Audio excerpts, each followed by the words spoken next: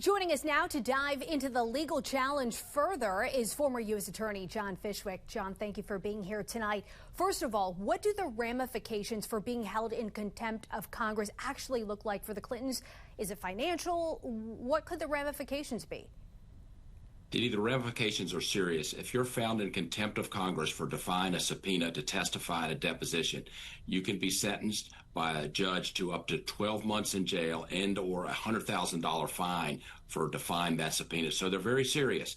And the fact that both Republicans and Democrats voted today to find them in contempt out of the House Oversight Committee, I would fully expect that the Clintons are very seriously considering reversing course and testifying in those depositions because the consequences are significant. And you're also right. The split among some Democrats with the contempt votes was notable today. The Clintons do claim that the subpoenas are invalid and legally unenforceable. That's what they're saying. But there have also been some legal experts who say they do not have a case. What is the legal standard for depositions and for it to be transcribed, as that came up today as well? Yeah, I think it's going to be hard for the Clintons to negotiate ground rules that give them some sort of favoritism. It's going to need to be transcribed and be under oath.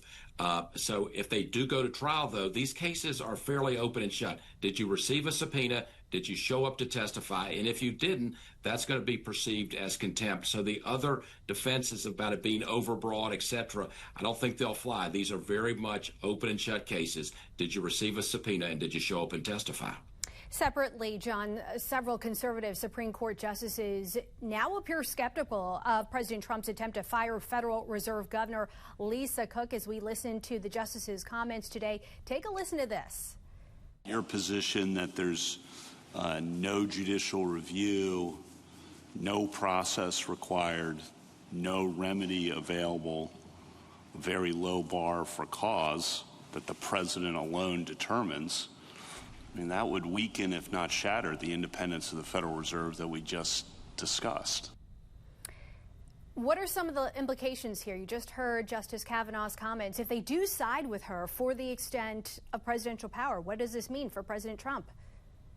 Yeah, so Didi, Justice Kavanaugh has been a leader in this area. The Supreme Court has given President Trump wide latitude to replace folks at the FTC and also at the NLRB, saying basically he can let those people go or fire them for any reason. But as relates to the Federal Reserve, Justice Kavanaugh and other conservative justices say that's a little different. That goes back to the original first bank in this country.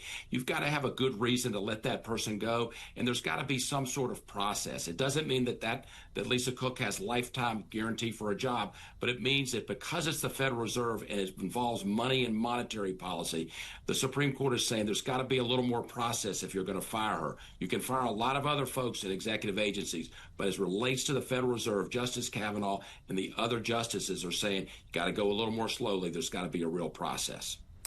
Former U.S. Attorney John Fishwick, two cases that we are watching. We will check in with you soon. Thank you. Thank you.